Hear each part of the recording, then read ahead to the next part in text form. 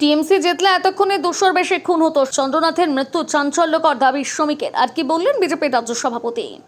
বুধবার রাতে ফের উত্তপ্ত বাংলা মধ্যমগ্রামের পয়েন্ট ব্ল্যাঙ্ক রেঞ্জ থেকে গুলি করা হলো শুভেন্দু অধিকারীর আপ্তসহায়ক চন্দ্রনাথ রথকে। তাতে মৃত্যু হলো তার। এই ঘটনা নিয়ে রাজনৈতিক তরজা তুঙ্গে। অনেকেই ঘটনার জন্য দায়ী করেছেন তৃণমূল কংগ্রেসকে, যদিও তৃণমূলের নিন্দা করেছে। এই নিয়ে শ্রমিক ভট্টাচার্য বলছেন, শ্রমিক, গতকাল খবর অনুযায়ী 4 রাউন্ড গুলি চালানো হয়েছিল, যাতে আমাদের দলের 3 জন কর্মীর মৃত্যু হয়েছে। রাজারহাট থেকে আরও একটা মৃত্যুর খবর এসেছে। অর্থাৎ নির্বাচন আমরা জিতেছি, অথচ মরতে হচ্ছে আমাদের কর্মীদের। এই জয় যদি মমতা বন্দ্যোপাধ্যায় তৃণমূল কংগ্রেসের হতো, এতক্ষণে সম্ভবত 200-র বেশি খুন হতো। আমাদের 2 জন কর্মী এর মধ্যে শহীদ হয়েছেন। জিতেছি আমরা। আজকে যদি এই ফলটা উল্টো হতো, এতক্ষণে আমাদের 200 কর্মী খুন হয়ে যেত।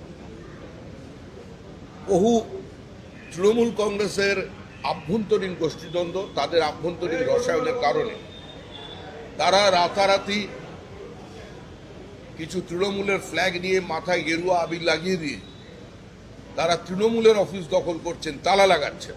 আমাদের দলের পক্ষ থেকে অ্যাজ অফ নাও আমরা বলে দিয়েছি যে যারা এই কাজে বিন্দুমাত্র ইনভলভ থাকবেন, মিউনিসিপ্যালিটি দখল, পঞ্চায়েত অফিস দখল, এগুলো এখানে চলবে না। তাকে দলের বাইরে যেতে হবে, তাকে বার করে দেবো পার্টি থেকে।